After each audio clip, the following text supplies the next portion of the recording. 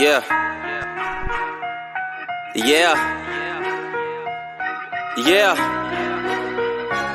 So many lies that you hear from the net, they don't get her respect. She reporting the truth, not a check. You want an unbiased opinion straight from the chest, not a bit of accomplice or someone here for a check. Tune in, these are thoughts from a lawyer on a mission who goes so hard it's like she works on commission. Trolls in the comments might say she tripping cause they lack the knowledge. They don't know they missing. Got a couple current events that you like. Wanna know about law from the eyes. Tired of all these blogs running lies because their agendas are disguised. Tune in to the intellect, cause I'm sure y'all missing all the facts of the case that she steady is gifting. Someone here for the people, man, it's so uplifting. If you ain't subscribed yet, then you just omitting facts.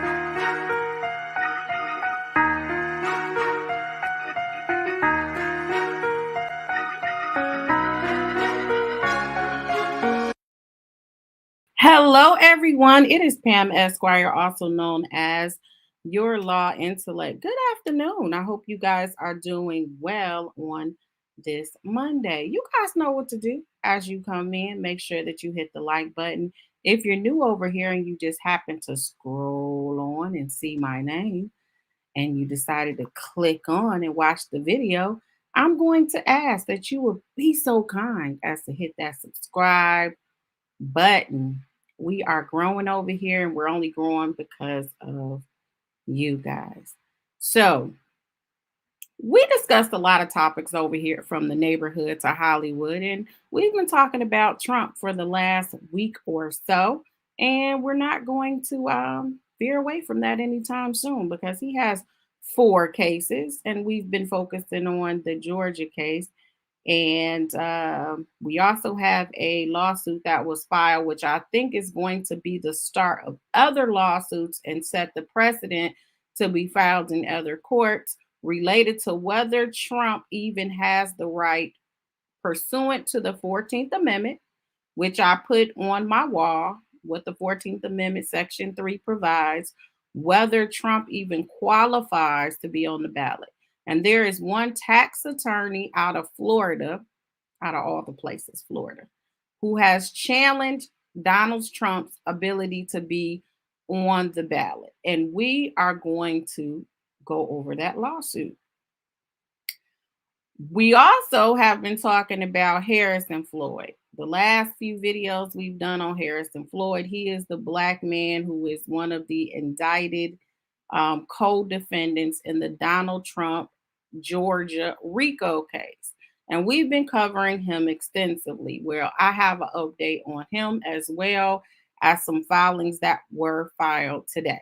So I'm going to speak to you guys, and then I know some of you guys are on lunch, and some of you guys got to get back doing what you're doing. And I appreciate that you guys took out to come over here and to chat with us, and to just put, the earbuds in and don't let anybody know that you're listening.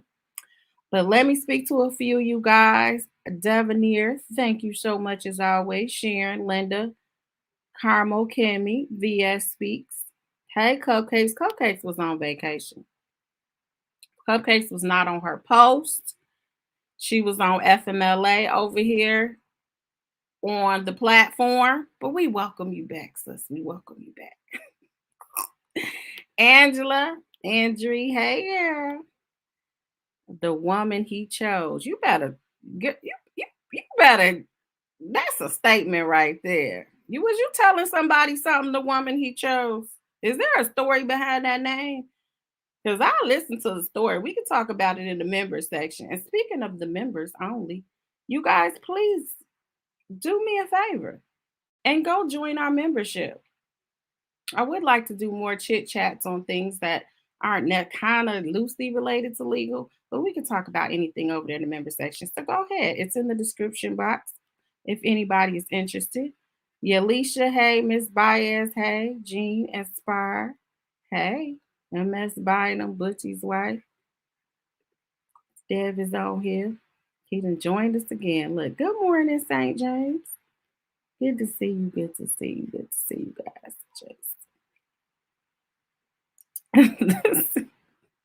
I want to know the story. I'm nosy. That was a that was a well thought out name. So I just want to know what's behind the name. That's all. So for those of you that don't know, Donald Trump in his DC case, we're gonna start with the little stuff first. So in his DC case, he wanted to have a trial after the election, and essentially the judge told him this morning, you can kick rocks. Trial is set for March 4, 2024. So the U.S. District Judge Tanya Chutkin in Washington, D.C. set the date on today. Special counsel Jack Smith's team had asked for an early January start, while Trump's legal team asked for April 2026. Yes, folks, they were brave and bold enough to open their mouths and say, can we please have this after the election in April of 2026? And the judge didn't grant the government's aggressive request, but she didn't stray too far from it in rejecting the defense's unrealistic one. Quote, you're not going to get 2 more years. This case is not going to trial in 2026, told Trump's legal team in a hearing on Monday. Trump, who has 4 pending criminal cases, now has 3 criminal trial dates set for next year. His New York State hush money prosecution is also set for trial in March, and his federal classified document and obstruction trial is set for May. The former president was also charged in Georgia earlier this month in a state 2020 election interference probe whose allegations overlap with the federal case that just got a trial date. Trump doesn't have a Georgia trial date yet. So there you guys have it. Trump will not be waiting 2 years. Thank you, Cheryl, for becoming a member. I appreciate it. Trump is not getting a trial date in 2 years like he requests. Now, the next order of business. You guys know this guy. We've been talking about Harrison Floyd. Again, he is accused of harassing, intimidating, and pressuring Miss Freeman, who was an election poll worker, trying to basically get her to say that she did something wrong and engaged in some wrongdoing, allegedly.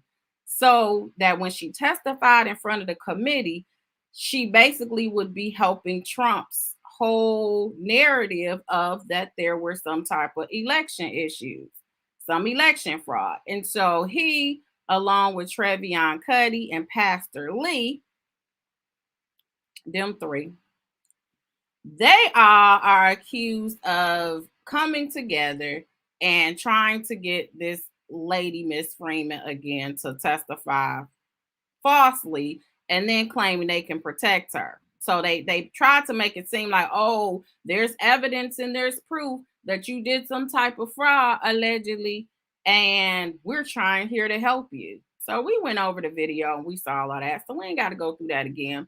But what was interesting is that Floyd was the only one who did not have an attorney before he turned himself in. So Fonnie Willis said that by last Friday, on August 25th at noon, every single one of these defendants had to turn themselves in by noon or an arrest warrant will issue. So what Mr. Floyd did was he decided he just was going to fly down there and turn himself in to Fulton County Jail without an attorney. So apparently he didn't get the memo that all the other co-defendants, they hired an attorney and then they negotiated bond beforehand. So when they went to get processed and booked and get these good mug shots that you guys have been seeing all over the internet, they were going to leave as soon as they got finished. So these have been 25-minute processes because they've already negotiated their bond. So they don't have arraignment set till like September 9th or something. I can't remember the date. But they have a date that's set for their arraignment. So because Mr. Floyd decided he was going to come there, I don't know what type of bright the idea that was, but he was going to come there and just do it the regular way. He got treated like the regular defendants over there in Fulton County. So he went in, he got booked, and then you got remanded in the jail until you stood before a judge. Now, we also watched the video of his first appearance, and I was mixed on my feelings about it until I read that Give Send Go fundraiser page. But I was mixed about it because it felt like the judge was very confusing in her decision, because she made it as if this was just a first appearance. My job is just to tell you what your rights are. But in the same sense, she was saying, well, I'm going to deny bond because you have an outstanding case, a pending case that you're charged, not yet convicted.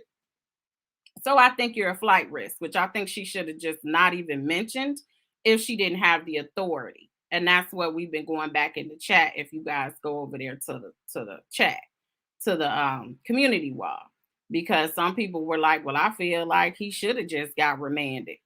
I feel like, I mean, it is what it is. That's the process. I talked to somebody who knows somebody who knows somebody who said that's how it's supposed to happen.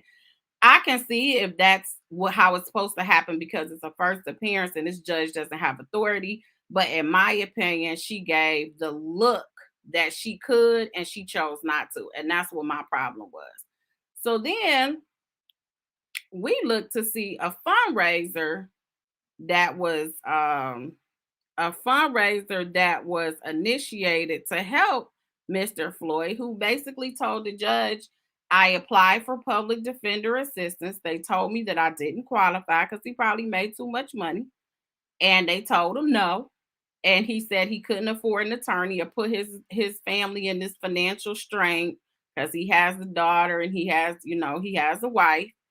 And so therefore he couldn't afford an attorney. So the judge said, well, you can represent yourself, kind of sarcastically, but she did nevertheless offer him his right to hire a counsel because he didn't qualify, or to represent himself.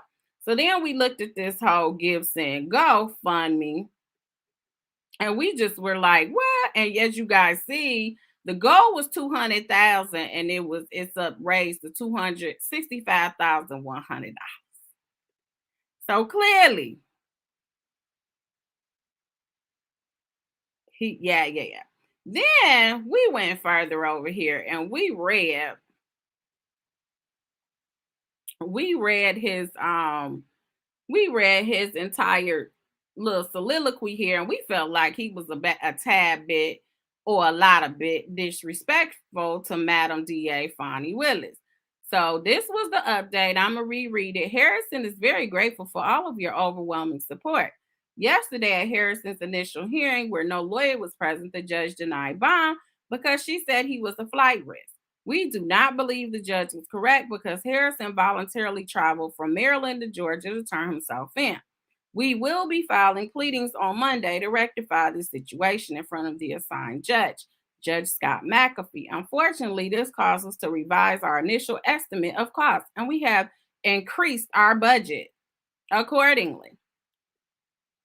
I will be posting further updates and links on Monday so that you can follow progress and see what your generous donations have enabled us to do. I also intend to provide a disclosure for how the money is being spent on the case. Thank you all again. So then he goes forward to say, and this is the law firm, I represented Harrison Ford in the hoax J6, which is the January 6th case brought by Jack Smith, the case that Trump just got the new March 4th date on. In case you didn't know, Harrison Floyd is one of 19 defendants who has been victimized by Fonnie Willis, a Democrat prosecutor bent on advancing her political career. Harrison voluntarily flew to Georgia and voluntarily turned himself in to the police. However, unlike all the other defendants, Harrison is the only Black defendant and the only one who hasn't been released. He couldn't afford a Georgia attorney, and when he asked, he was denied a lawyer. Now, y'all see that in bold and underlined. Harrison is also a veteran of the American's Finest, the United States Marine Corps. He is a disabled vet and lives off that pension. For him to be treated this way is a travesty. Fonnie will say, And y'all know how I feel about him just addressing her as Fonnie, like they're homegirls or something. He should have called her in advance to work out a bond. But that's what these white Democrats want her to say. No, that's really what happened. Like everybody else called and got a bond. Anyway, she is weak. She knows he's a strong black man who was the director of Black Voices for Trump. You ain't looking real strong. When you were sitting there in front of them talking about you can't afford a lawyer and all of that, but you were running behind Trump, and you from Chicago, you not even from Georgia, but you were running behind him to go allegedly with Miss Freeman. Harrison told me that if she were a strong black woman, quote, she'd try to lift up a strong black man, not tear him down, end quote. Sound really Tory Laneish right now. Harrison is innocent. There is no victim here in this fake case being brought by Fonnie. Harrison shouldn't have to post any bond whatsoever. After all, how can he be a flight risk when he voluntarily turned himself in? There's a lot more to Harrison's story, and we'll be posting more soon.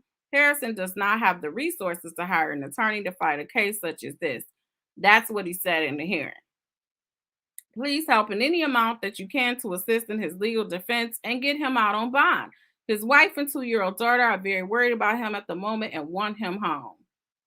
I'm sure his 2-year-old daughter just can't sleep at night.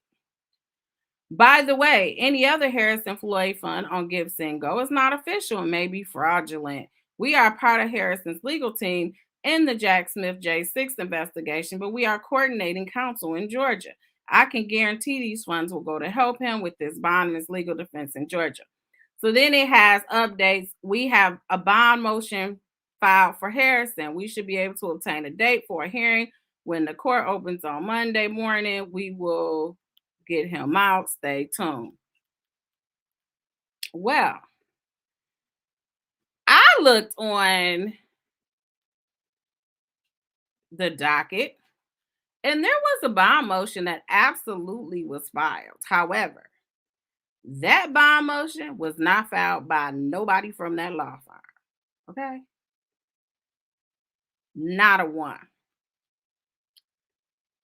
This bond motion was filed by,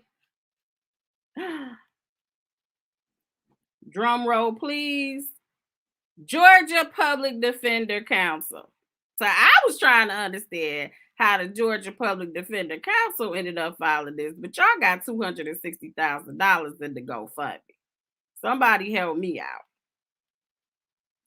But anyways, this motion for bond was filed today at 12 a.m. So at midnight is when they accepted it. Defendant has been arrested for it's pretty generic, but we can go over it real quick. Defendant has been arrested for the offenses named in the above style case. Defendant has been held without bail since August 24th, 2023. Defendant is not now, nor has he ever been, an extraordinary bail risk and will not jeopardize the safety of the community if admitted to bail. The court may be assured that the defendant, if given a bond, will neither flee nor go into hiding, but will respond to each and all court orders. Quote, reasonable bond, end quote, is one which is adequate to ensure that the accused will return to face the judgment of the court, but at the same time, one which is obtainable by the defendant. Defendant shows that due to the circumstances herein before set forth, not having bail is unjust and serves to deprive him of his right to reasonable bail afforded by the 8th and 14th Amendment of the Constitution of the United States and section 1, paragraph, what is that? 10, 15, 17 of the Constitution of the State of Georgia, 1983. Wherefore, defendant requests that a rule needs to be issued requiring the district attorney of this judicial circuit to show cause why defendant's motion to set bond should not be granted, and that the court exercises reasonable discretion in granting the relief. So this is from somebody in Georgia who works for the Georgia Public Defender. So I'm confused. I mean, he said he didn't qualify, so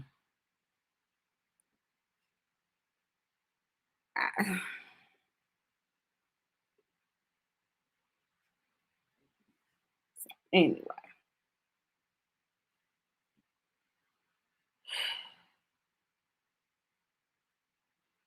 You said he is not the only black defendant they line. Yeah, because Travion Cuddy is also, and she got the exact same thing that Trump and them got. She got an attorney, and I think I put her bond condition on my community wall as well. But she got her attorney, and then she filed. She filed, and they negotiated the bond. And then when she went in, she just went in, and she was able to leave. So he was definitely that the only one that ended up getting remanded. Fonnie gonna be up out of here. She way over her head chasing all these RICO cases. They're all week trying to go to Kamala Harris route. Oh, okay, Lamar. So that's who y'all was talking about. All right. You say so. Dang, he could fry. All right, yeah, I was trying to look to see who that yes, guys, make sure you hit the like button and subscribe if you have not done so already. And another thing that I posted, so that's what's going on with Harrison. I don't know who his right now. It looks like he has a public defender. So, but they have raised over $260,000 for his defense. So we'll see what happens with him. What? Okay, so the last thing, which is going to take a little bit longer to get through, is many people have asked about Trump's ability to even run for president. And I advise that felons can't run for federal offices. Now, oftentimes, states specifically, they may deny you the right to do so under certain conditions. In Michigan, they have in their constitution, which may prohibit some people from running if you're a convicted felon, and other states have that as well. But to run for federal office, in theory, you don't have it, but there are some exceptions. And one of the disqualifications, the disqualification clause under the 14th Amendment, Equal Protection, Section 3, says, and you guys can tell me if you think that Trump falls into this or not: no person shall be a senator or representative in Congress or elector of president and vice president, or hold any office, civil or military, under the United States or under any state, who have previously taken an oath as a member of Congress or as an officer of the United States or as a member of the state legislature or as an executive or judicial officer of any state to support the Constitution of the United States, shall have engaged in insurrection or rebellion against the same, or given aid or comfort to the enemies thereof. But Congress may, by a vote of 2/3 of each house, remove such disability. So Congress can vote to allow you to do it, even though you have allegedly engaged in insurrection or rebellion against it. But that's the only way. They have to remove that from you by a 2/3 vote in order for you to be allowed to vote. So although this has not been used and tested and tried, and there's probably not a lot of case law, many scholars believe that this is the way to prevent Trump from even being put on the ballot. So, as expected, there was a lawsuit that was just filed. He amended it yesterday, from Lawrence Kaplan, who is an attorney out of Florida, and he's actually a tax attorney. So he basically is asking for a declaratory relief, which is he's asking the court, he's saying, listen, I believe that Trump is prohibited from running based on this constitutional provision, and I need the court to declare that that is so. So you're presenting a court a question to the court, and the court answers it. You're asking them for assistance in answering. So that's pretty much what it is. They're not asking for money like a regular lawsuit or those type of damages. We have a question. We have a constitutional question, and we want you to answer this question. So petitioner, and he did this paragraph form, which I'm not used, like, without doing numbers. we call our numbers paragraphs, but he just did an entire just document, like when we look at our motions that I've presented to you guys. So let's go over this right quick. I know I'm moving really, really fast. Let me see if you guys got anything in the comments. It would have to be determined he participated. Wait, we're going to get into that because there have been a lot of people that are considered constitutional scholars that have mulled over this. And this is supposed to be the reason why this guy filed this, because things that he believed about the 14th Amendment, I guess there have been people that have done a lot of in-depth research and they have come up with a different conclusion when it comes to, you hope he can't run again. Why is Harrison Floyd playing up being a vet? His guy Trump said military is for losers and suckers. Did he? Dang. All right, so let's get into this complaint, because again, I believe it's going to be the blueprint and it's going to start popping up all over these United States of America, as long as people can prove that they have standing or the right to bring the lawsuit. So as you see, this is directly versus Donald Trump. Petitioner now comes before this honorable court seeking a deck relief on the specific issue of whether candidate Donald J. Trump is indeed constitutionally prohibited from seeking a second term as president of the United States. Encompassed within this request for declaratory relief is a further determination as to whether candidate Trump is indeed even eligible to participate in the upcoming Florida Republican Party primary scheduled for next spring in 2024. And bringing this request for declaratory relief, petitioner has carefully studied the specific provisions of the U.S. Constitution, which governs whether an individual who participates in an overt rebellion and or insurrection against the U.S. government is effectively disqualified from service in the federal government, whether as a representative, U.S. senator, vice president, or president of the United States. For purposes of standing, so he has to show why he has the right to bring this lawsuit. So for purposes of standing, petitioner asserts that he has actively participated in the last 12 presidential elections dating back to 1976, when he cast his first vote at the age of 18. It should be noted that in the course of these 12 presidential elections, petitioner has cast his vote for both Democrats and Republican tickets and was a registered independent for many years. Petitioner is a legal resident of the state of Florida and a U.S. citizen by birth. Petitioner has also been a member of the Florida Bar since 1984, the State Bar of California since 85, the Oregon State Bar since 97, and is currently a member of the U.S. Tax Court, the U.S. District Court for the Southern District of Florida, the 11th Circuit Court of Appeals, and the United States Supreme Court. All right, you better say where you can practice at, sir. All right, that's impressive.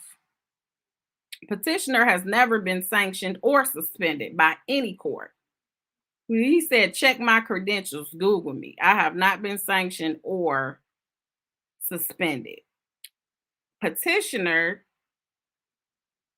Lawrence Kaplan is a citizen of the United States and a legal resident of the state of Florida. He pretty much says the same thing. Defendant and respondent Donald J. Trump was the 45th president of the United States and is a legal resident of the state of Florida and is over the age of 18. For standing to be had, there must be a concrete injury offered by the plaintiffs as a result of the defendant's conduct. In this case, defendant Trump was indicted by the D.C. grand jury for conspiracy to violate rights as incorporated in Section 241 of Title 18 of the U.S. Code.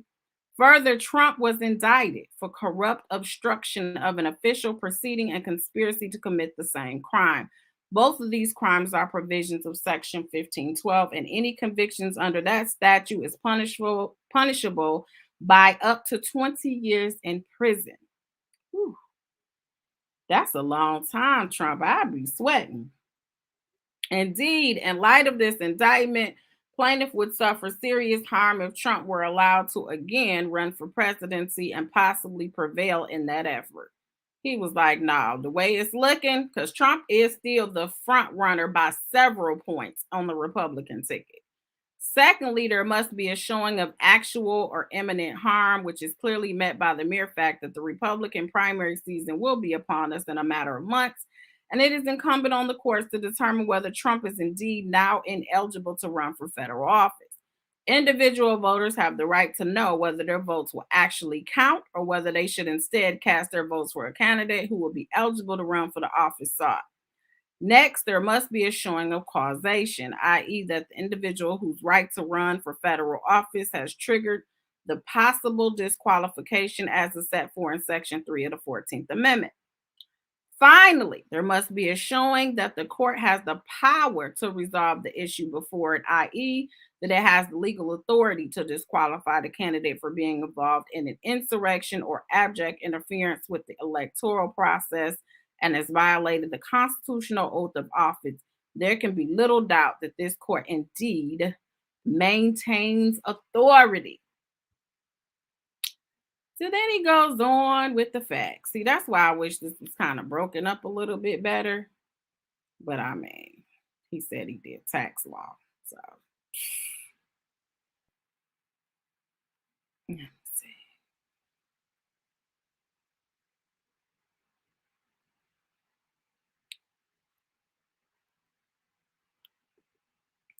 The facts in this case are undeniably simple. Donald J. Trump served as the 45th president of the United States, having won the election in 2016 and was inaugurated on January 20th of 2017. He served for 4 years, 4 long years. Them was the longest years of my life until he lost the 2020 presidential election to Joseph R. Biden Jr., who took office on January 20th, 2021. President Trump chose not to appear at the inauguration of his successor, having left for his estate in South Florida while the ceremony was taking place. Remember, Trump was like stomping away from the White House, like, that's how he was walking away. On January 6, 2021, after giving a speech to a throng on the ellipse near the Capitol, President Trump exhorted the throng to march to the Capitol and told them that he would be right there with them. After he was finished with his speech, Trump returned to the White House and watched later events unfold on television. I guess it was watch the later events unfold on television. Looks like a typo. As we are well aware, the throng marched on the Capitol, forced their way into the Capitol building, ransacked the rotunda area, and even made their way into several offices of representatives and senators. As the confirmation of the results of the election were being undertaken in the House, alarms went off, and the members scurried into safe tunnels and secure rooms in the basement of the Capitol. Of note, Vice President Mike Pence missed being reached by some of the throng by a matter of seconds as he made his way down the stairway to a secure area. Eventually, several high-ranking members of the government were shuttled to a safe area in Fort McNair in Southwest Washington. Of note, President Trump had sent out a tweet the day before. Them dang on tweets get him every time, claiming that January 6th will be wild. He did not send out a tweet talking about January 6th is going to be wild. Trump also later remarked that the insurrectionists who had breached the Capitol were, quote, special, and that, quote, we love you. He also later remarked that had Vice President Pence simply done his job and refused to certify the results of the election, that everything would have been fine. Not for several hours where the National Guard called in to quell the insurrection, as allegedly President Trump refused to do so and had been mesmerized by the events that were taking place on his television at the White House. Since the events of January 6, hundreds of insurrectionists have been charged and tried and convicted on charges ranging from simple mischief to assault and battery upon Capitol police officers. A number of individuals actually lost their lives that day as a result of the mayhem. Recently, Special Counsel Jack Smith, who had been appointed by the U.S. Attorney General, submitted his findings on the event of January 6th to an impaneled grand jury in D.C., which returned indictments against President Trump for, among other things, insurrection against the U.S. federal government. Trump was arraigned on these charges and now awaits trial sometime in 2024 or perhaps 2025. Well, now we know today is March 4th, 2024. Okay. It should be noted that, at least cursorily, that Trump has also been formally indicted on charges of holding top secret documents at the home in Palm Beach, Florida, which is a federal offense, and also been indicted by the city of Manhattan and the state of Georgia for other election related crimes. However, none of these other crimes have the effect of preventing President Trump from seeking re-election in November 2024, save the possibility of indictment in Georgia, which involves state election fraud. So the DC, what they're alleging is that DC indictment about the insurrection, as you guys seen the language in the 14th Amendment, is pretty much the only one that could possibly potentially be one that disqualifies him. All of the other allegations may not necessarily disqualify Trump. America watched it live in 3K since 4K is newer. He did. He acted like a straight. He does not like to lose. One person transitioned because she didn't listen to officers say, "Do not enter," and tried to climb through that window. Oh, wow.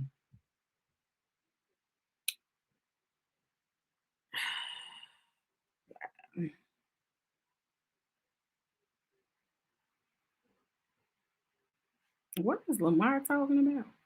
They basically charging him to interfere with the 2024 election because Stacey Abrams in Georgia refused to say she lost when she ran against Kemp. And when Hillary lost, she did the same as Trump.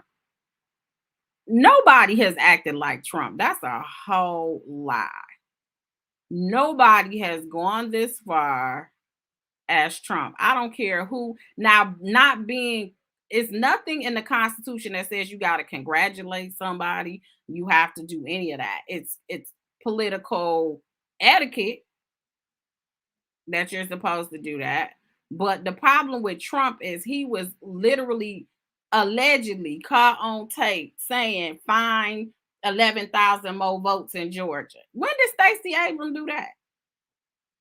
Or try to get, we're going to do special hearings and have Giuliani go from state to state to try to start these committee hearings in order to not certify the votes, or to say that it was fraud to not certify the votes, or to talk to Pence, allegedly, according to Pence, and try to get Pence to not certify the votes up in, because he has to certify them, the elect from the Electoral College. That is apples and oranges. So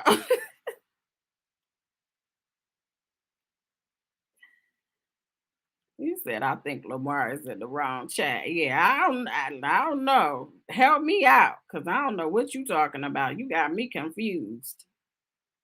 So now we went through the facts, and now we have the law on the matter. So maybe this to help you, Lamar, or anybody that thinks this is weak. This is what this attorney is stating, that he's done his research and he's saying according to the Constitution. So I think everybody in the chat, so that we could be, our goal over here is to be smarter than when we started the video. So let's see if we learn anything from what he puts out here. And again, these are all allegations. This is just his complaint, and this is obviously his version. And then Donald Trump, once he is served, he'll probably give his version. And they do have arguments against it. They seem pretty weak to me, but we'll also go over their argument when they respond. The law on the matter of inciting insurrection against the federal government. The 14th Amendment to the U.S. Constitution was ratified in 1868 in the shadow of the Civil War and was designed to represent a new birth of freedom for previously disenfranchised citizens. Everybody but Black people, but we get it. I'm not gonna go off course right now, because you know I get real when I think about the birthing of the Constitution and all of that. So he's given us a history lesson. Of particular note, Section 3 of the 14th Amendment automatically excludes from future office and position of power in the U.S. government, and as well from any office and position of power in the sovereign states and their many subdivisions, any individual who has previously taken an oath to support and defend our Constitution, and after which acts so as to rebel against that charter, either via overt insurrection or by giving aid or comfort to the Constitution enemies. And carefully analyzing this language embedded in the Constitution, numerous legal scholars have wrangled with the preeminent issue of whether an actual conviction is necessary to trigger the prohibition of running for office.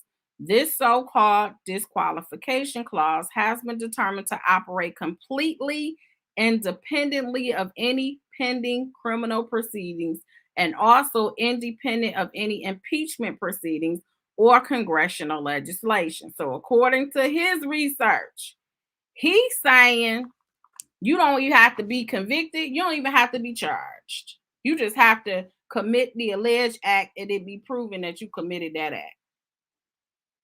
Former federal judge Michael Ludding of the U.S. Court of Appeals for the Fourth Circuit and noted legal scholar Lawrence Tribe have both come to the inescapable conclusion that the disqualification clause was designed to operate directly and immediately upon certain individuals who betray their oaths to the United States Constitution, whether by taking up arms to overturn our government or by waging war on our federal government by attempting to overturn the results of a presidential election through a bloodless coup.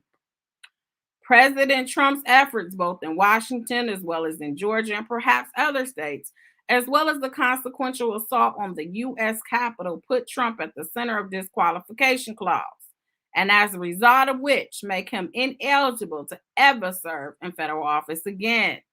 Now, given that the facts seem to be crystal clear that Trump was involved to some extent in the insurrection that took place on January 6th, the sole remaining question is whether American jurists who swear an oath to uphold the U.S. Constitution upon their entry to the bench will choose to follow the letter of the Constitution in this case.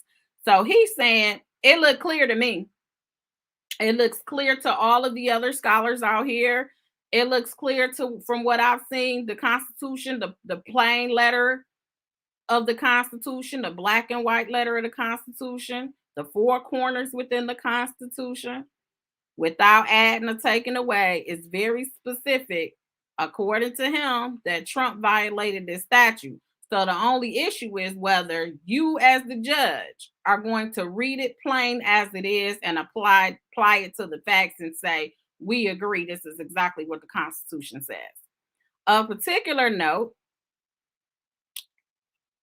and this is interesting, a particular note in this regard is that during his one term in office, President Trump had the opportunity to appoint 3 new Supreme Court justices to the High Court. Each of these 3 jurists, Justice Neil Gorsuch, Justice Brett Kavanaugh, and Justice Amy Coney Barrett, are viewed as conservative jurists who err on the side of strict construction of the U.S. Constitution. So if they're doing strict construction, then they're strict constructionists that read the Constitution like that. They read it specifically on what the Constitution says. So they don't add to it and they don't take it away. They don't try to find, they don't feel like it's a living document.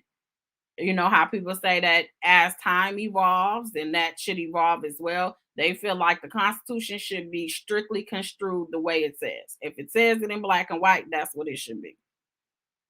And their decision to overturn the longstanding case of law of Roe versus Wade, the justices found that there was no, quote, right of privacy imbued in the Constitution and none could be fashioned out of whole cloth.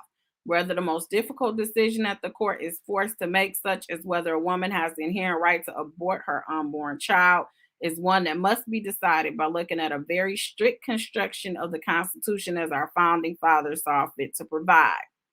If, in fact, Donald J. Trump were to be reelected, how could any U.S. citizen trust that he would decide to uphold the constitutional of office that he would take upon his inauguration?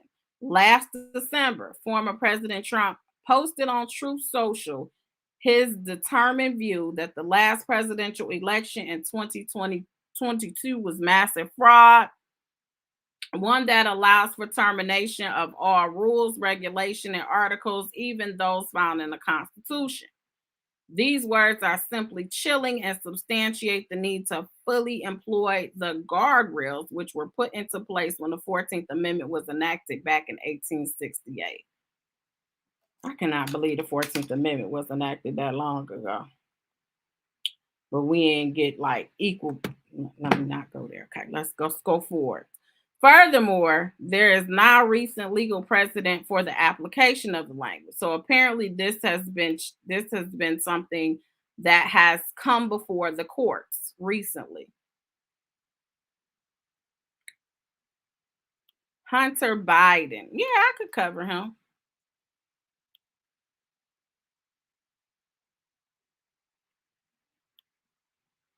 Okay, y'all talking to each other.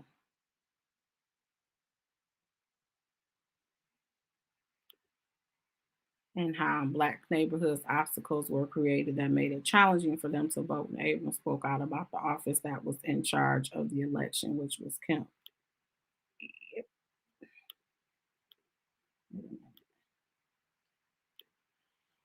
All right. Yes, Kemp was a Secretary of State overseeing Georgia election when he was running for governor, so Abrams felt that's a conflict of interest and someone else should oversee the election. And given who controls Congress, they will act like they can't see or hear if this falls into their laps for action. I think that's what the fear is. But what he's saying is the way you guys use the strict construction of the Constitution, which is like you using the exact wording within the Constitution, y'all shouldn't have a problem in the United States Supreme Court if it goes that far. Because that it probably is something that's going to fall on the United States Supreme Court lap. So whatever happens, if this person wins or the court decides the question and says, "Oh yeah, you can't be on the ballot," Trump is going to appeal. It's going to go to the Court of Appeals, and whatever decision they go to, neither one of them is going to like. Somebody's not going to like the decision. It's going to end up going to the United States Supreme Court. This is just not a case that's just going to rest at either the district court or the Court of Appeals because somebody is going to fight it.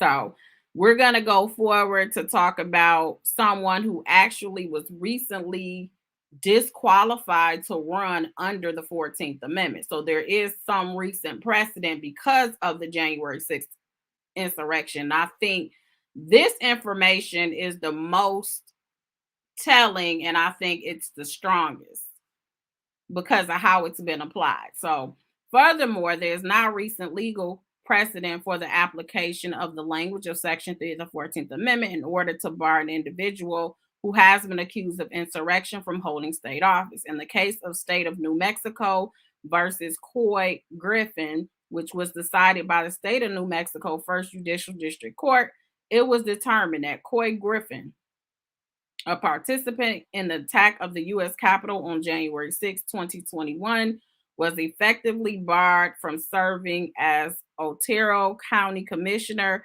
as a result of his prior actions. In this case, Section 3 of the 14th Amendment was again viewed by the court as being self-executing, i.e., no congressional law needed to be passed, and the mere fact that Griffin had been formally accused of insurrection was enough to bar him for holding state office. So apparently dude was just accused. But they applied it to state office, which is a little interesting as opposed to federal office. So I don't know how that's going to pan out.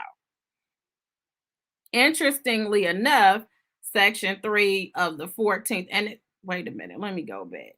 Because a lot of the state constitutions mirror the federal constitution. So I'm wondering if they because they said application of the language. So this must have been the state constitution that adopted the 14th Amendment, like the Constitution. A lot of our state constitutions, if you look at them, they mirror the United States Constitution, but they'll add little things here and there that pertain to the state. So this must have been a state case because he was trying to hold state office and they had the same language in the state constitution. And then it was applied and the court was like, yeah. So anyway, interestingly enough, Section 3 of the 14th Amendment, which provides for the disqualification of an individual who commits insurrection against our government, has remained on the books for some 150 plus years without ever facing questions as to its legitimacy. While one can certainly argue that it has been thoroughly tested, that fact is only because we have not faced an insurrection against our federal government, such as the one while we faced on January 6th of 2021. Should also be noted that President Trump has since made statements to the effect that should he be elected, he would advocate the total elimination of the U.S. Constitution and the creation of a new charter more in line with his personal values. Like, Trump, you said that out loud. So Donald Trump, according to this person, said that if he becomes president, he's going to try to do away with the Constitution and just try to do a charter, which represents. So he wants a dictatorship. Are you serious?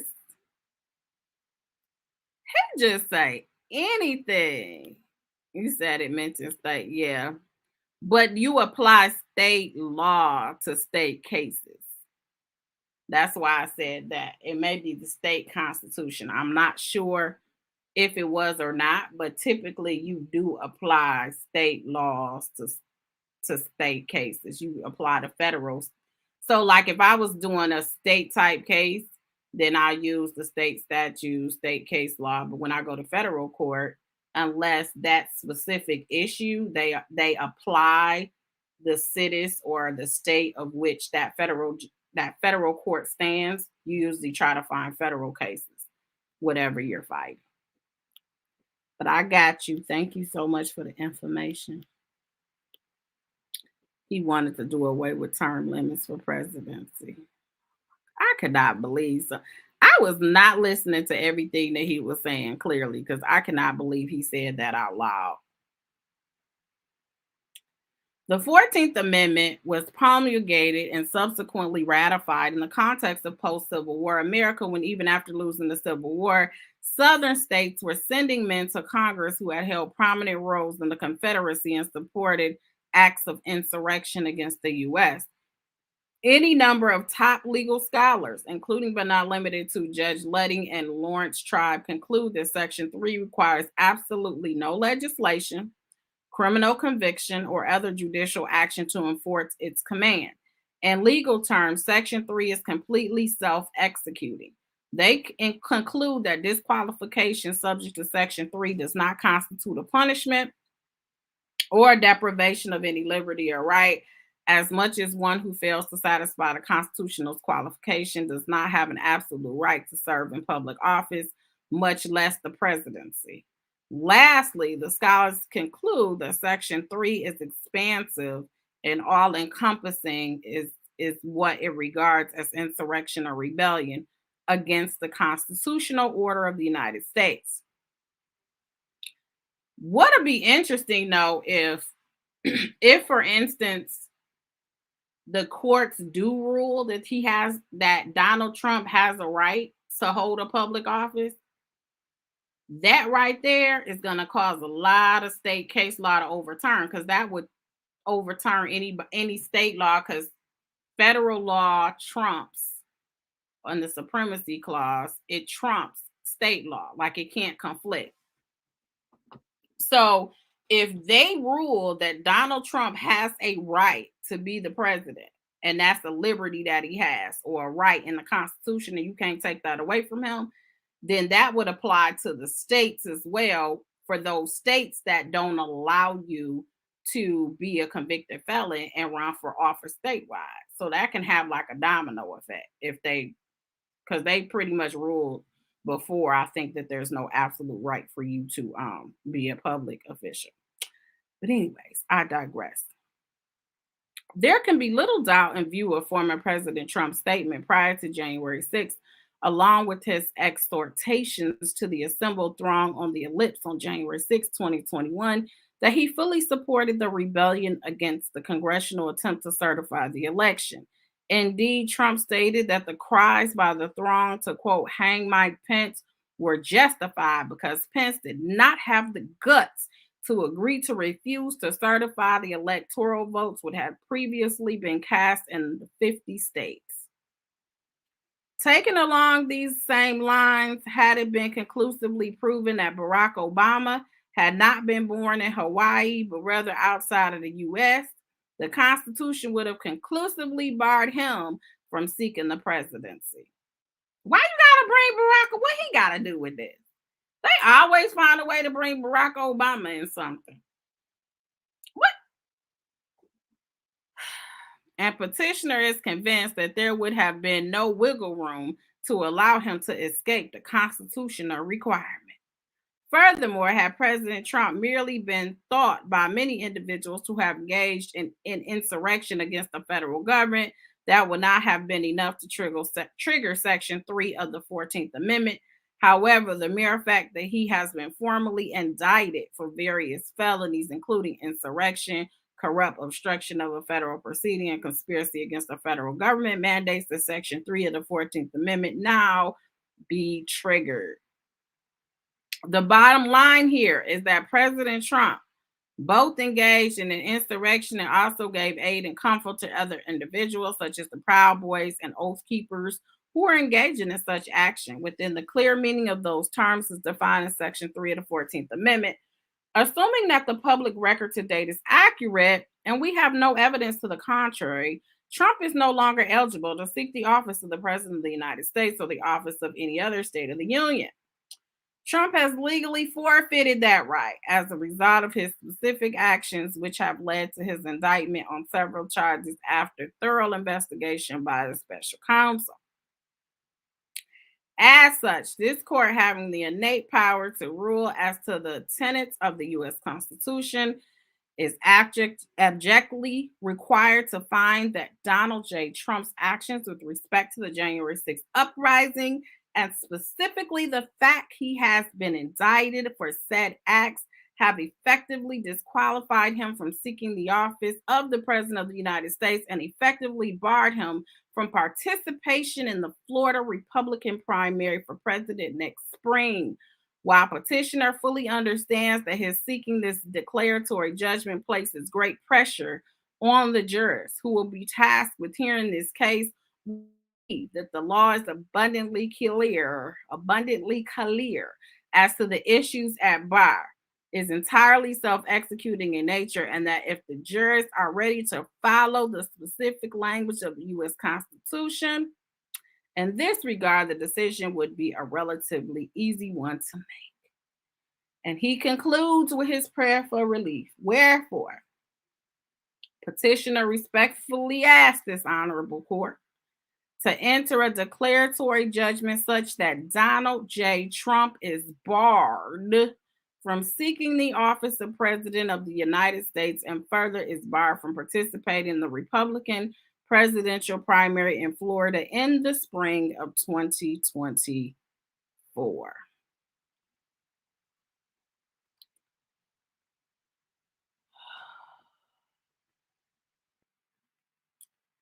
So that is that. So the aid and comfort, I think they're saying, because how he was cheering them on and said he was gonna be there for them allegedly, like all the tweets that he had to say. I think they're trying to define that as aid and comforting people.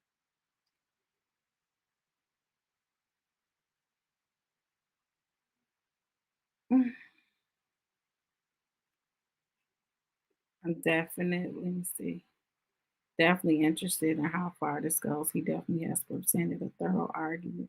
So you guys tell me, what do you guys think? And promises of pardons, that's true, allegedly.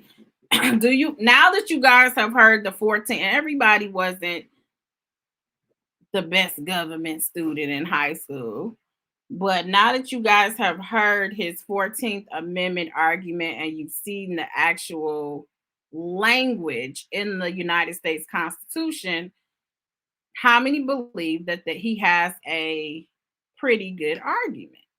And let me know why. I just want to know. I want to know what you guys think about this argument. I thought it was very interesting. And I think I think people will probably flush this argument out a little bit more because it was pretty cursory and basic. But I can see other states trying to piggyback off of that and doing it themselves. And some court is going to have to make that decision. And again, the first ones to the Court of Appeals, it's going to be something that I believe the United States Supreme Court is going to have to ultimately answer because each side is going to fight their position. And this may be something where somebody puts in an amicus brief, which is you have organizations like the ACLU, those big organizations that have a team of lawyers, and then they do their own research and they want to present, they ask the judge permission to put their argument in and why they have an interest in this. And then if they have something to add to try to help and bolster the arguments. So this is an issue that I think a lot of people will take interest in us in the legal field, and they'll continue to expand and flesh this out. I think he does. It clearly says participating in a bloodless coup. Yes, I agree with you, El said. This is why voting on every level of government counts. Yes. But you know what is interesting is even when we go back to Harris and Floyd, and I was just talking to Deb about this, I said what's very interesting to me is Trump does have die-hard supporters. Like you cannot take that away from him. Once his mugshot came out, it is reported that within maybe 48 hours, he raised $7 million. He was able to put those mugshots on shirts. They put it on notepads. They just got a lot of merch that they put out there with the mugshot. So it was like they were making a mockery almost so they can raise millions of dollars. And with Floyd, that's why I made the comments of, oh no, there's going to be some Trump supporters that are going to raise money for him. And see how fast he was able to raise $260,000. He was able to almost raise that immediately when he said he didn't have the money. First of all, I think the Trump supporters want to make sure he has adequate representation so he doesn't necessarily flip on Trump. That's what I believe. I believe they're willing to pay for everyone that supports Trump and is willing to sacrifice for the cause. There are people that will take one for the team for people that they don't know. And Trump has a bunch of supporters like that. And to watch it, I know he said January 6th is going to be wild. No, watching all these supporters for Trump it doesn't matter what he does. They don't find nothing that he does that is like too far off. Like it seems like there's nothing he can do. They're going to still support him regardless. Like I'm still going to stick by him. It doesn't matter. So I figured that he would end up raising the money because they don't want him flipping on Trump. Like, but Harrison Floyd will be a fool if he don't think about himself because Donald Trump not thinking about you. He didn't try to take out of his fund to give to you. He didn't try to say, well, let me make sure all these 19 defendants, including myself, we all are covered. We're going to get a whole pool of lawyers to represent all of us. He didn't do that. He worried about himself in all them cases that he had.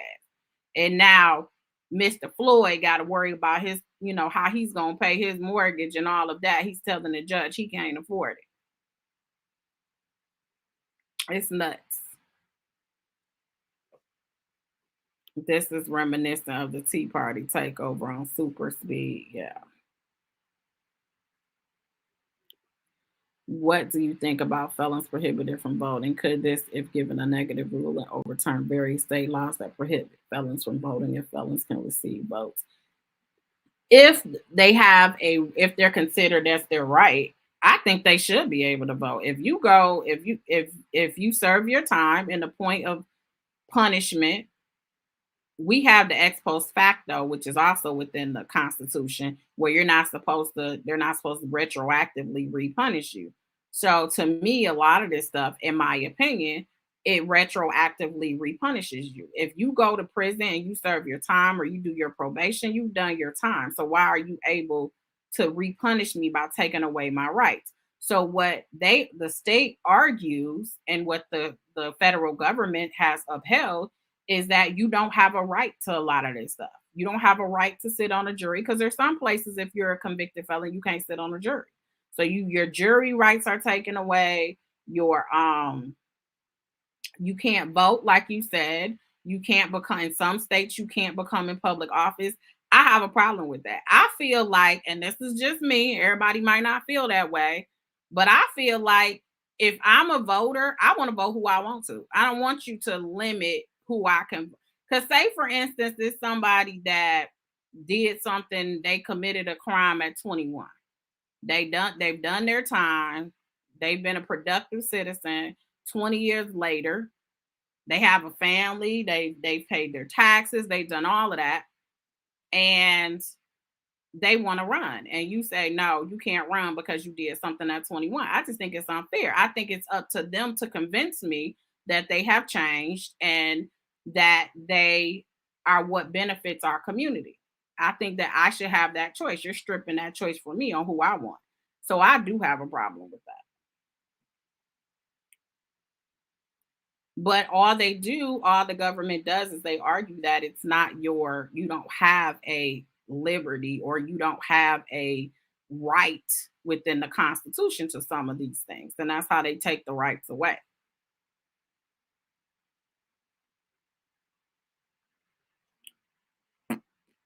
Yeah, I'm just and again, like I said, I've done defense work and right now I do wrongful convictions. See, I just got a letter today. Do wrongful convictions and stuff. And I just believe in second chances. Do I believe that there's some that belong in prison? I do. And I've met some of them. And I've had people that contact me that try to convince me otherwise. And I'm like, nope, you're where you belong. But I do believe grace. Because to me, it's like a lot of us were one decision from being in the same situation. I'm sure it's a couple of people you want to punch in the face. You know, it's a couple of people you want to trip a few times, tap with your car a little bit at some point, especially when you was younger, didn't have your emotional maturity. So that's why I'm just a person that really believes in grace and mercy. Now, like I said, with Trump, and this is what I am gonna say about Donald Trump. I'm gonna say on the good end.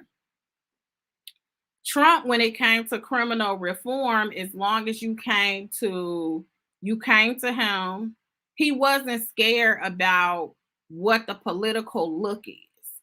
So I'll give him that. Like the fact that he doesn't care, it helped in some ways for some people because he was pardoning people that Obama would never mess his name up by doing it to give a second chance, aka Kwame Kilpatrick, who was the former mayor of the city of Detroit. And I just believe that. So when it came to that with Trump, because he's not a politician, he did what he wanted to do. He didn't remain in a box. Now, if he just had some wisdom in his crew or an ear to listen to him, he could have been more effective because he's not scared to go against how he's gonna look. He don't give no care about how he looked to you or to me. Like he say whatever, he'll tweet whatever. I think he immediately got the bond conditions that he shouldn't go on social media. And what did he do? Immediately go on social media.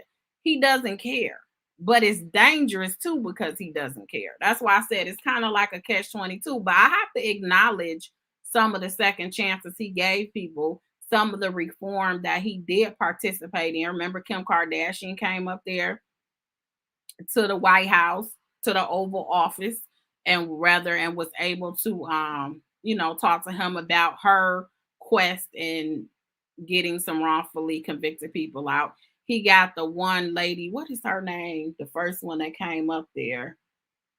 Her name escapes me. But those individuals that went in on drug charges when they were like in their 20s or running, in the car with their boyfriends and all that. He did.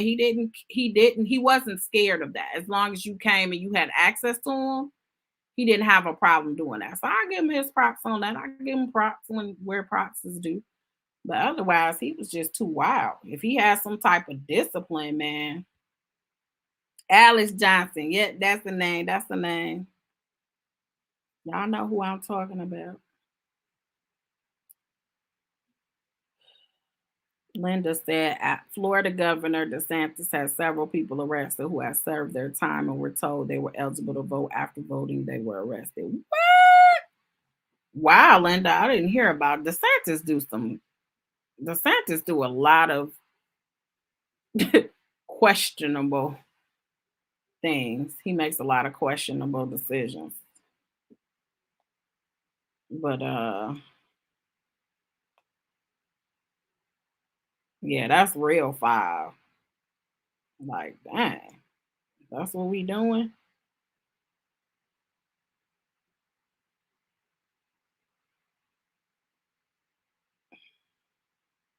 But yeah, if DT listened to a strategist, he would be unstoppable. I agree, and I know people may not like him, but I agree because he's not scared, and that's what we have. We have people. I think that's what restrained Obama. Like people talk about what he didn't do and all of that, but look at who he is. He went by a lot of protocol, and he didn't want to go against the grain. And one thing I can say about Trump is he didn't have a problem with that when it came to um the justice system and reform and justice reform. Like I have to give it to him.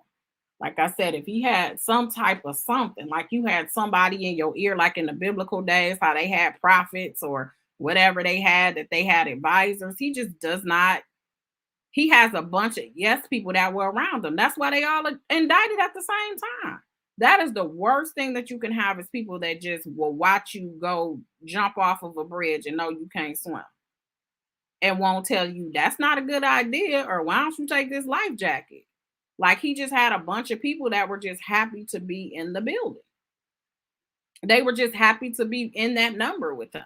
So they did what he said. You know, he tried to have little fixers that would come out on his behalf and try to make explanations for everything that he did. He just he's very he has a knee-jerk reaction to everything. He doesn't think things through. It's like he wakes up and pick up his phone and just tweets. Like he doesn't have any type, and he always let everyone know that he's not a politician. And I think at this point we don't necessarily need a politician. We do need you to know the Constitution and the law if you're gonna be president. And I don't think he was well versed in none of that, which was a problem to me.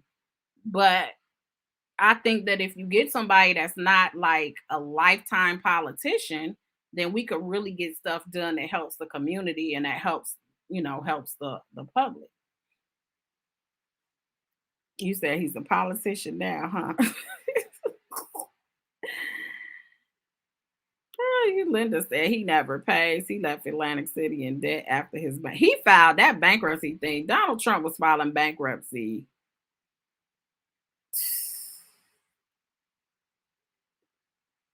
This is like when folks thought Baby Bush wouldn't get reelected and he did. It's scary.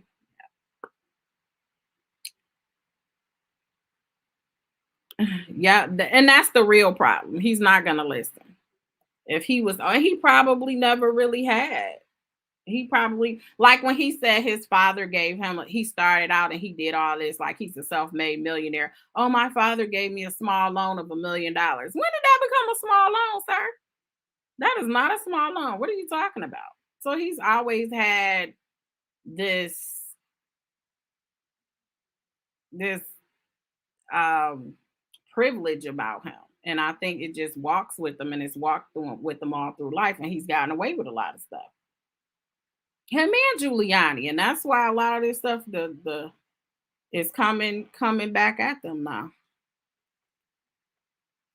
He destroys everything. He's all right, the woman he chose. If he went into the office more in line as an independent, he would have been something else. Simon said his father backed every deal he made with his credit when he was alive. Oh, he settled a $25 million fraud lawsuit just as he was taking office. He still has a civil lawsuit in New York that nobody talks about. Um, with a lot of the banking dealings and all of that, if you guys remember. So that's on top of these criminal cases. But I guess he figures he's always got a lawsuit, so he don't he doesn't care. But one big reason he doesn't care is because he didn't understand law or consequences and refused to listen. I agree. He's never had to face he's always got away with it. When you've always gotten away with it, and I say that all the time, um, with like habitual criminals, I notice like the pattern. Sometimes when, for instance, as the attorney on your first offense, I'm able to get your charges dismissed and you just do community service.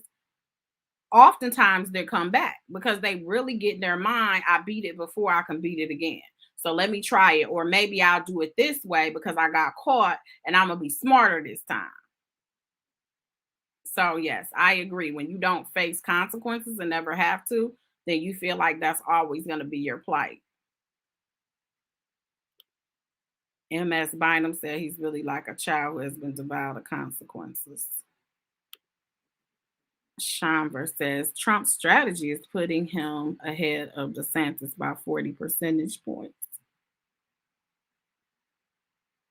If you really want to know, Jeff has a suggestion on Netflix on Donald Trump, Behind the Trumps on Netflix. Now I know he has that niece that is always on his head. She is on Twitter all the time bashing Donald Trump and how he is and how the family was and how the father is, or how the father was, and the brothers and all of that. She tells all of the family business. Yes, Mary. She is not playing. You said his lawyers was. I don't know if they raising $207 million. They might be sleeping real good on their new Posturepedic mattresses that they all probably got once they started representing them. But they said he got what, Gunner's attorney in Georgia. So he's lawyered up. He's lawyered up for the cause. He bankrupted a state business and bought an order. Listen, the man cheated on all his wives. Well, you know what he said in that Inside Edition clip, and he still got elected. Remember when the women came forward, and then they had the video clip where he said grab him by the. Yeah. Then currently he just lost the defamation lawsuit. Remember, against the young lady that said that he essayed her, so he just lost that lawsuit. Got to pay her millions. And he still is what, 40 points ahead in the Republican, guesstimated for the Republican front runner. There's a lot of talk about his personality, but what about how he speaks about and treats the Black and brown community? That's a good point. The reason no one is really appreciate this accurate information. No one with opinions makers. Thank you so much. I appreciate it. And I thank you for always commenting and engaging in the chat. The reason no one is bearing Trump for our nomination is because the base has no political position. They just love him. That doesn't transfer to other candidates. For anyone else. Yeah, they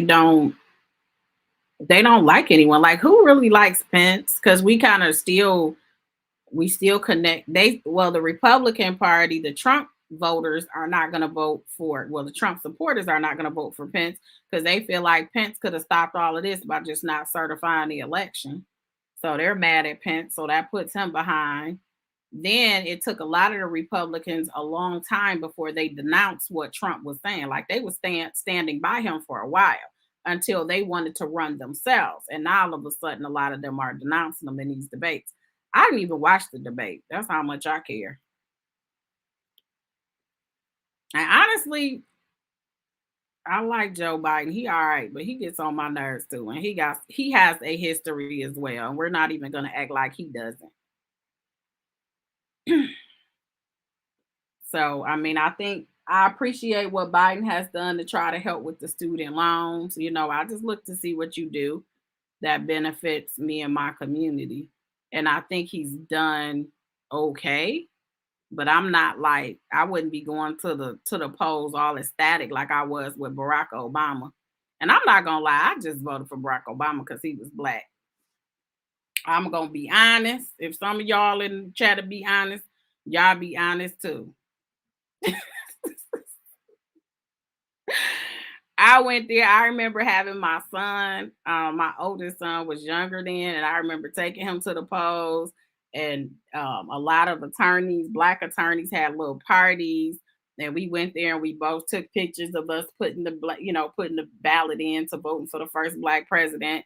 And then I was like, dang, I probably should have, had more substance to why I voted. But I'm gonna be very, very honest that was the reason why I voted for him. Thank y'all for admitting it. Woo, I hate to sound so superficial right now, but I'm just kicking it with the intellects. I'm like, listen, I ain't know his policy. I didn't know. I didn't know what he was gonna do. I just was like, yes, we finally get a black person in. I'm ashamed to say it. Yes, it was an experience, if you took your kids. And Ronald said, I don't like Trump, but I do think people like him because he is not an established politician. Biden is no better. Biden only got voted off the strength that Trump is bad. And I'm going to have to agree with you, Ronald Lucas. But this is where the Democrats went wrong at. The Democratic Party went wrong because they never really groomed anybody to become president. Usually, while the Democrat is in office, you're grooming the next president to take the to hold the office. They didn't groom anybody. So we don't have anybody like who's going to really vote for Kamala? Like, let's be clear. If she decides to take over or whatever, and that's what she wants to do is run for president next, nobody's really going to vote for her. And honestly, the vice president doesn't really do much. She probably was more beneficial as a congresswoman. That's how we knew her, is that the stuff that she did in Congress, and she wasn't scared. Like if you watch a lot of those congressional hearings, she wasn't scared. So that's what we know her as. But like right now, we're kind of, she's posted things about what she's done and all of that, but most vice presidents are so behind the scene that you just don't know what they do. So we can't look at your track record and we can't say, oh yeah, you're really out here fighting for the people, unfortunately. So I don't even know if it was a good look for her to even try to be vice president. I think she would have been better from Congress and then continuing another term and then coming off of that after she's done a lot more legislative work and then running for president. She probably would have, but trying to run for president after being a vice president, I'm not sure that's gonna work for her. And let's be clear, Joe Biden put her on the ticket to get us black people to vote. Let's be clear. And she's a woman too. So it's like he was able to, and that's a political maneuver. Don't think that half the time a lot of these people really want a black woman or they really want a black person in general. Because I know here in Michigan, our governor, she's been doing a lot of firsts. Like she was the first one when a seat was empty in one of our counties. She was the first one to seat them there. Our Michigan Supreme Court, excuse me, never had a black justice. She made sure she put one on there, and people were just like doing it because she did it, appointed her because there was an empty seat because one of the justices retired because she was black. And I got mad because I'm like, I know seasoned attorneys, like seasoned attorneys, or even seasoned judges that were in the Court of Appeals that were more than qualified. But then you pick somebody she's younger and she didn't have the experience like that. And to me, you're putting tokens on there, which aren't going to really push forward and get the laws that we need that benefit us. So I had a problem with that. So I'm not an advocate of just because somebody's black, you vote for him. But again, I have to do my disclaimer that I did do that with Barack Obama. Thank you, Uwakata. I appreciate that. They all want the black woman vote. Our vote comes with a lot of activism, and they know that. Absolutely. Our vote is very important. And if Joe Biden lost the black vote, he would lose the race. Point blank, period. So I know it was strategy why he put her on there. Because she was dragging him in those debates. Kamala was dragging. Remember, she got some good low blows on some of Biden's laws that he backed and all of that, and pulling up his track record. She was one twoing him in those debates. Some of those clips were epic that she did. That's what made a lot of people like her even more. It was like, dang, she gave it to Joe. So Joe did what he knew was best, like what he knew was best for him to get over the finish line. Who would her VP be? Hmm,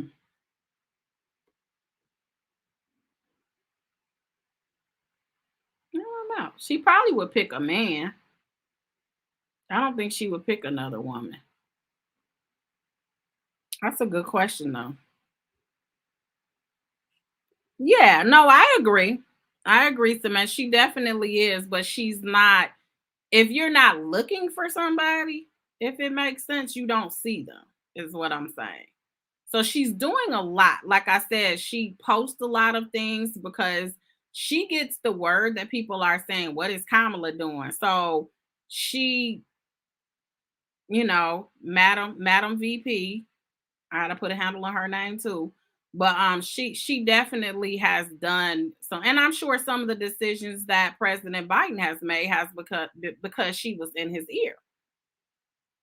So I don't want to take it from her. I'm just saying that if the average voter isn't really politically savvy or really looks into it, like who really research? Like me, when I was younger in my 20s, I didn't research different laws they were trying to pass when they were trying to change our constitution, or the different candidates. Like they will put people on the college boards. I'm like, I don't know these people. Like I didn't research that. I think it's very important for people to research judges, because a lot of the wrongful convictions are that you guys, that's the collective, are putting prosecutors in robes on the bench. I mean, that's what I call them. If you've been a lifetime prosecutor and that's what you lean towards, you did it. And so a lot of people end up being convicted that shouldn't be, or a lot of unfair rulings. Now, if you get more defense attorneys on the bench, then you may have more fairness because they've seen both sides. Like they see, they've tried to give grace and mercy, and they know both sides of it, and they may give you a little bit more leniency or more of a chance, or believe in second chances. So, but I don't know too many people. Like my sister and my brother and them, like before they vote in Michigan and it's on judges, they always call me. They're like, who is this person? Should I vote for them? I'm like, nope, it's a no. Vote for that person, vote for this person. Because here now, it's almost like if your last name fits with all the other last names. So it's legacy. It's not even about your ability, it's really about legacy here. So if your last name is Smith, then everybody Smith that's on there is going to end up being voted in because we're so accustomed to that name and hearing it. But hey, GA, lovely eyes. Lamar said, yes, these judges need to be thoroughly vetted. And the thing is, oftentimes, if a judge retires, the governor has the ability to appoint somebody. So when they do appoint them, when you get in that seat, even though state judge positions, you have to go for reelection. Federal is lifetime, and you're appointed by the president. But for the state, you have to you got to go through the election cycle. You're up on the ballot, and most people are just check it. So most of the time, when you get a seat, it's easy to keep one in state court, even though in theory you can get voted out. He said Kamala will pick Pete. Okay.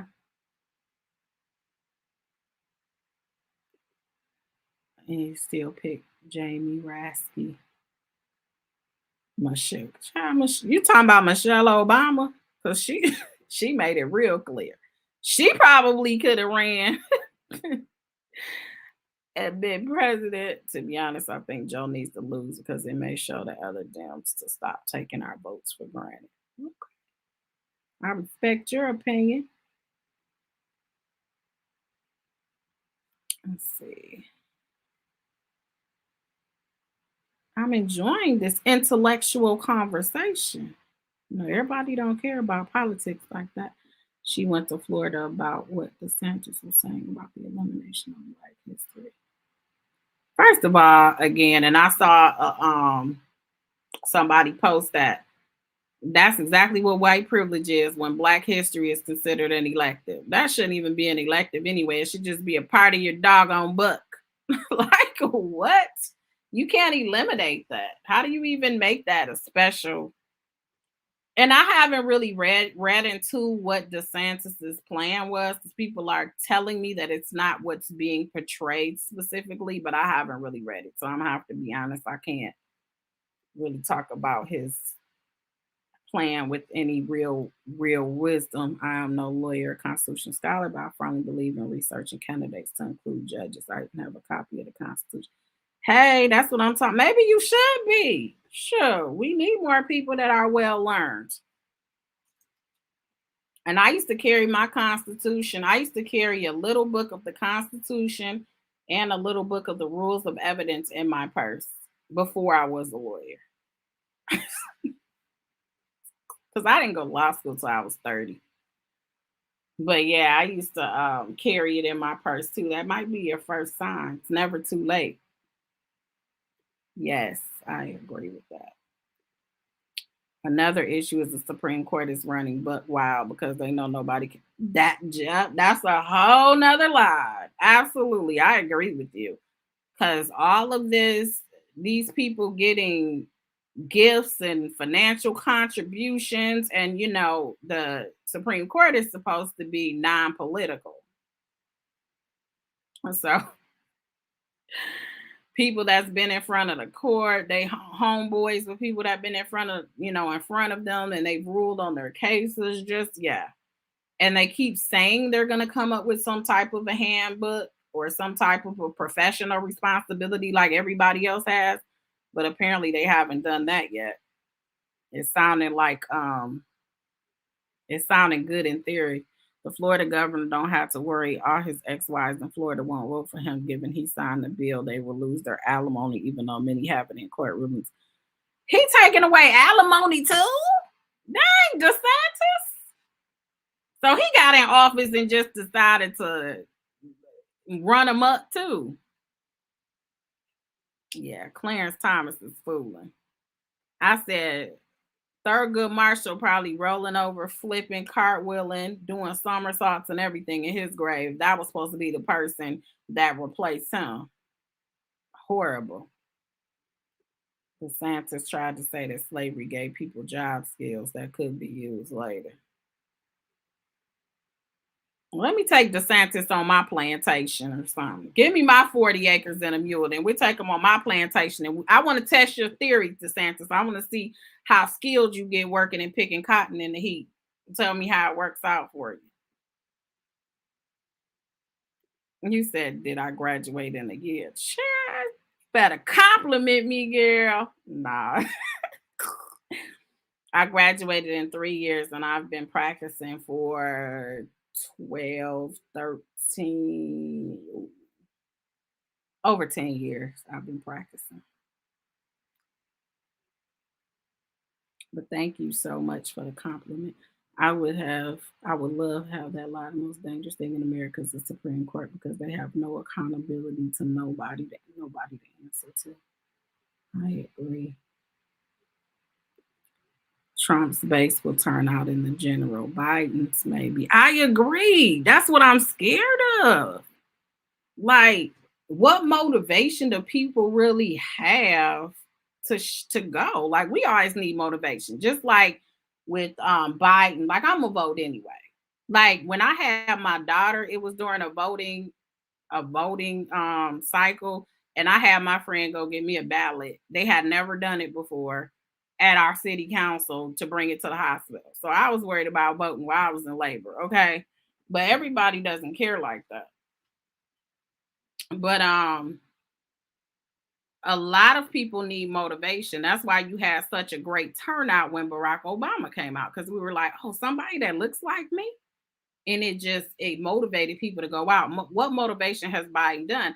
I think that's why Biden is trying to come up with whatever he can on the student loans, because the student loans perked a lot of people. Like people with $20,000 loans, you get an email that's like your loans will be wiped away. That's incentive. That right there would have made people go out and vote for Biden, you know?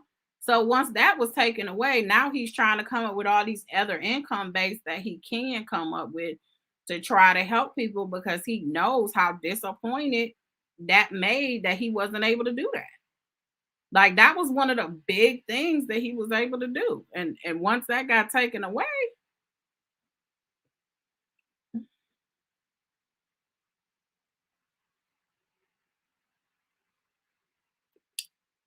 said the economy has been down since Biden been in office. He hasn't done anything he promised to the blacks when he ran.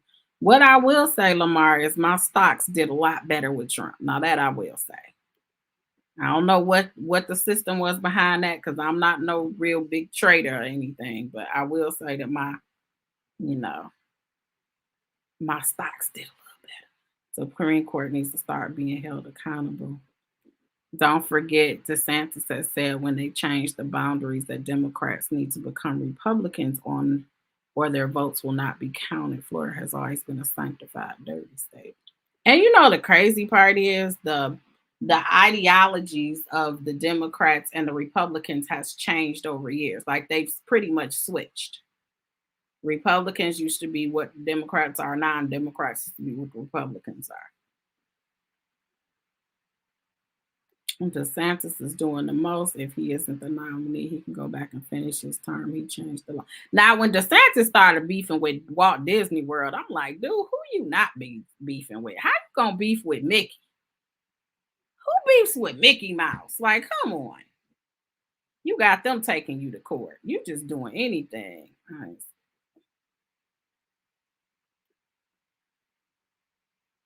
Yep, they own.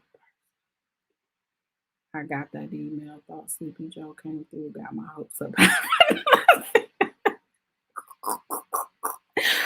Why are you calling him Sleepy Joe? He is old. Like he is an elderly person. Keep in mind, Trump will split the vote because a lot of Republicans won't vote for Trump again. They are afraid. That is true. That's true. He needs to show how red states are stopping the Medicare extensions and how it affects the voters. Yeah, that's supposed to go on the vote. They don't like Joe Biden's plan because they said that he didn't cut enough. So he should cut Social Security. He should cut Medicare more. He should cut this more. He should cut that more. Another Trump presidency or any Republican for that matter terrifies me. Thank you, Love Johnson. I'm just not by myself. I know, we can't, I'm always fair. So if I got something nice to say about you, I'm a glass half full type of gal. So I'll say something nice about you. But I will give you the business too. But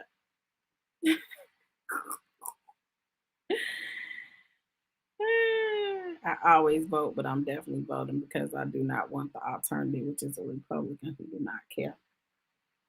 I have read that Thurgood Marshall didn't approve of Clarence Thomas. None of the National Black Caucus, nobody approved of, and I can show you guys. I actually had it on my Instagram.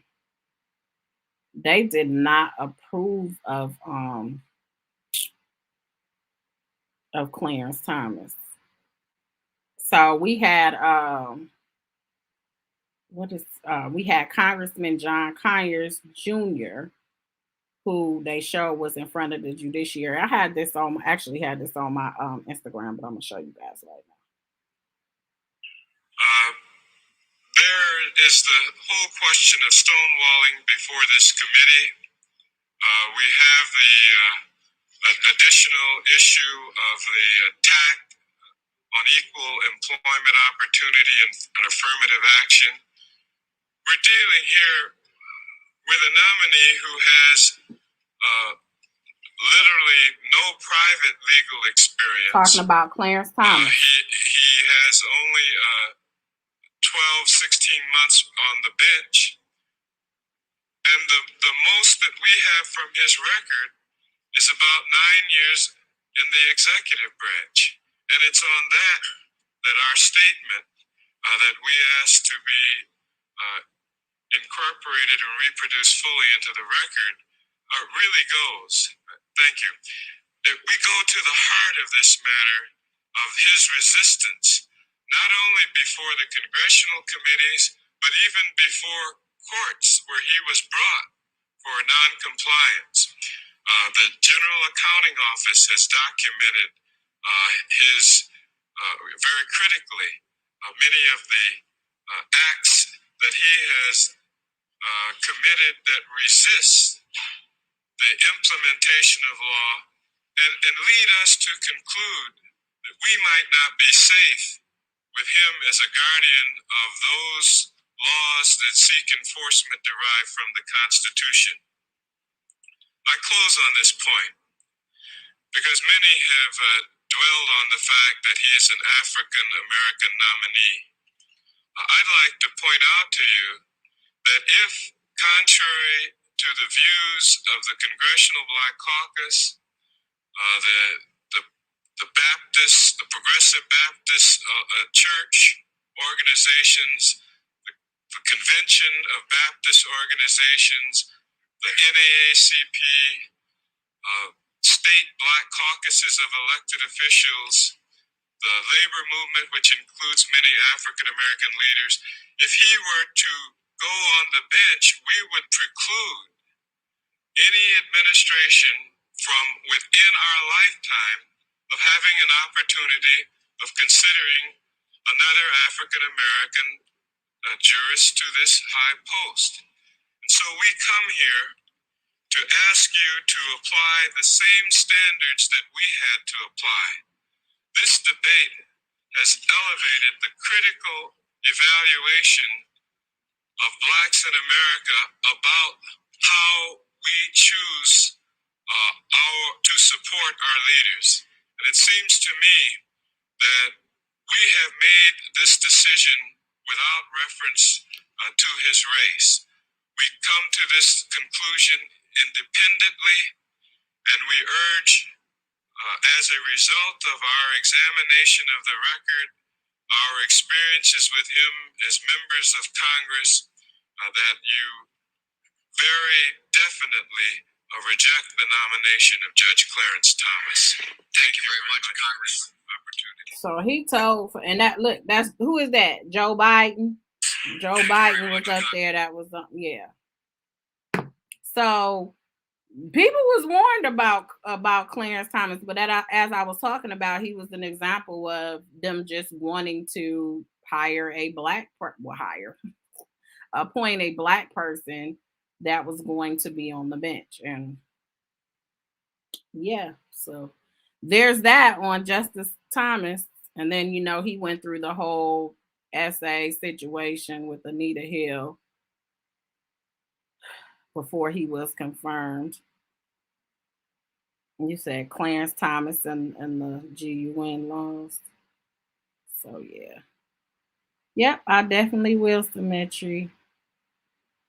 I actually hold on. Let me call see if his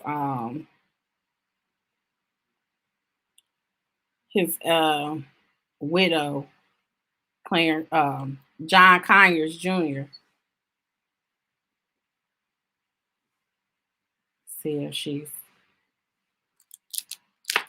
busy.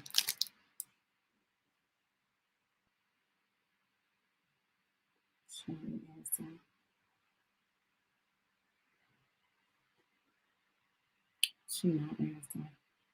But yeah, I'm really good friends with his widow. But yeah, she have a whole lot to say when you talk about, what John Conyers did, as a congressman here in the state of Michigan, and just I miss him, man. Like when you see some of the people that's replacing him, and he was congressman. He was the longest running until he retired. And when you see the people that are replacing them, it just makes you appreciate the people you took for granted that was really out here. Because like Congressman Conyers would be one that you like. He was accessible. He'll be at his office and you can be assessed. You tell him what the issues are, find resources. He was a very good congressperson. I haven't seen anyone that have been able to match him since then. That what?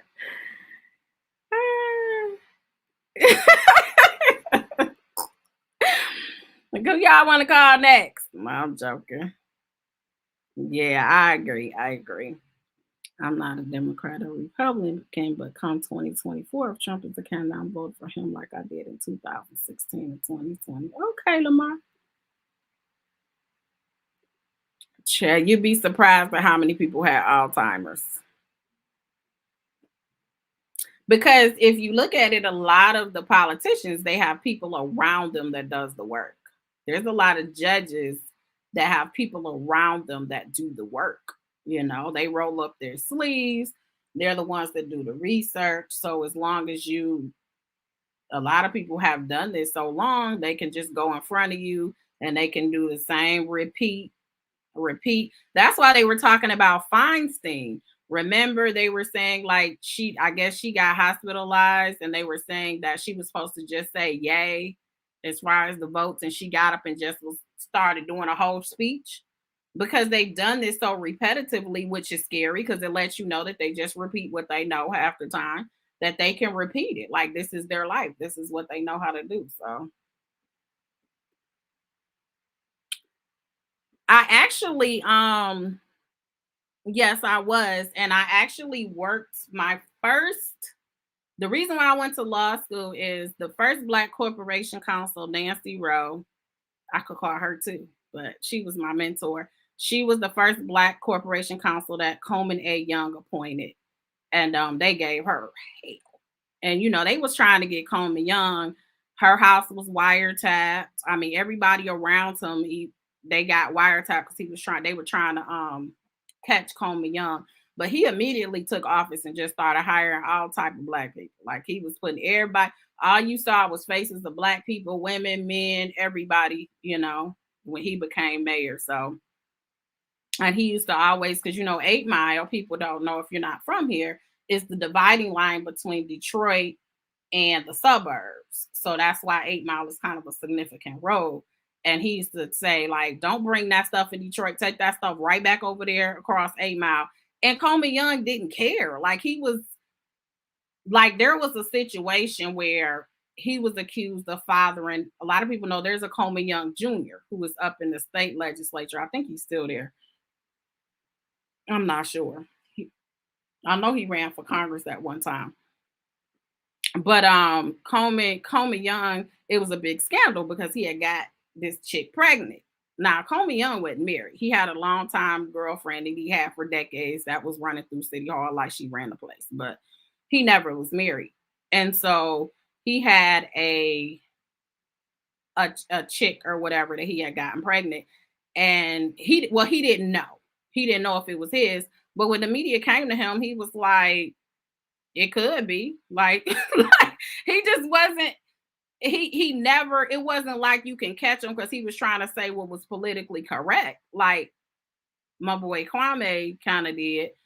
But he would say what was up. Like it was like, yeah, I did it. And he was one of those type people. And I think it helped him because it was like, you can't catch me up in a scandal because I tell on myself.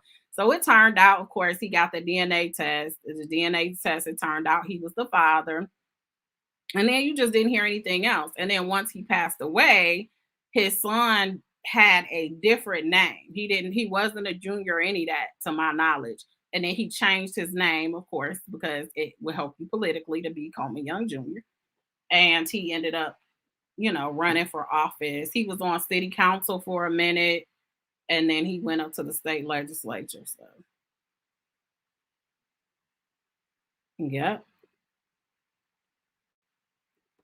Yeah, I heard they were out to get him so bad, even tried tying him in with the Curry brothers and White Boy Rick. Yep, he got tied into a lot of stuff. They were trying to get him, but folks like the lady that I worked for, that was the first corporation counsel, Nancy. Well, she has the best stories. And I have so many like old Comey Young photos that I have like in my office, just a lot of vintage stuff that she gave me. She's a lot older now, so she doesn't practice. But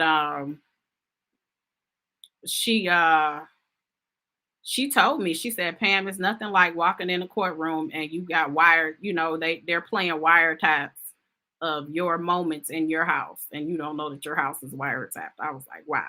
So she has a lot of stories just of what she went through. And she was one of the people that filed lawsuits to try to get change the system, the ranking systems in our Detroit Police Department and in the fire department, because they did it based on tenure. But there were times in our history where Black people weren't hired at all. So if it's based on how many years, then they're gonna never get to be into. I think it was slated where if they did it the way that the process was before, they wouldn't have any Black like person in a higher position until like 2034 or something crazy like that. That hasn't even gotten here yet. And so she filed lawsuits in order to change like how you hire people within the system so that more Black people can get within the system of DPD and in the fire department. I'm from the east side, baby. East side all day. I remember growing up with Comey Young being a politician. Yeah. Mitch McConnell was known as what? Oh Lord, that's Stephanie. Don't say.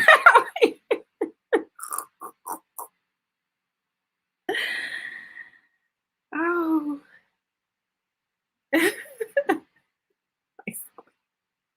He was like, "Yeah, I did it, and what?" Comey Young didn't care. It's so many clips of Comey Young just being like, "And take your over there across 8 Mile. You don't like what I say? We don't want you over here, no way." Like that's how he would literally talk to the reporters. He was like, "You can't do anything but laugh." Yes, allegedly. The Republicans don't support Trump. They want him gone like the Democrats want him gone. We got to get somebody. I don't know who's going to be in office. Our pickings is a little slim. Oh my goodness. Okay.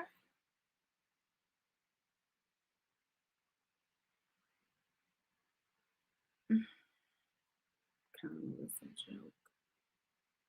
How does he still support Trump after disrespecting his wife? Right, y'all. I hope you guys enjoyed this commentary. I was on way longer than I expected. I was like, oh, this is a quick 45-minute live, but I really enjoyed myself in the in-depth conversation and going down memory lane. That's always fun for me. Republican wants Donald Trump to raise money for them. He is a cash cow. I agree.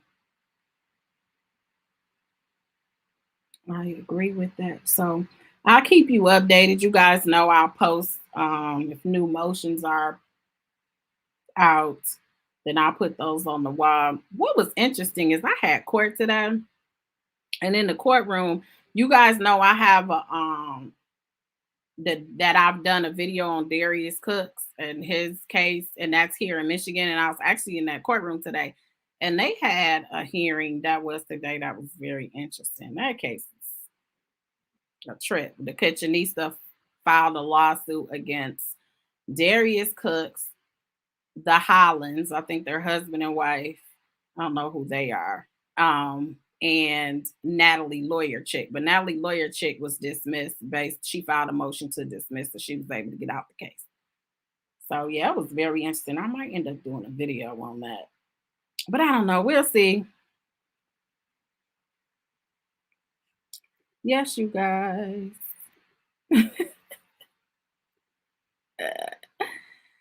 All right, you guys. Thank you so much. Make sure you hit that like button. Subscribe if you haven't done so already. I hope you guys enjoyed this live and the commentary and us being able to dialogue, even though we don't always agree with each other's views and opinions. but I think it's healthy. I think we've learned a lot about the 14th Amendment today, and we'll see what the response is and where it goes. But until then, you guys make sure you enjoy the rest of your day and take care of yourself. I'll talk to you guys next time. Yeah.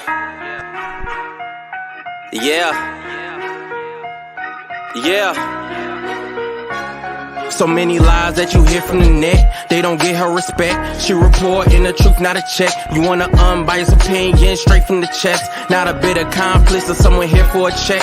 Tune in, these are thoughts from a lawyer on a mission who goes so hard it's like she works on commission. Trolls in the comments might say she tripping cause they lack the knowledge, they don't know they missing. Got a couple current events that you like, wanna know about law from the eyes.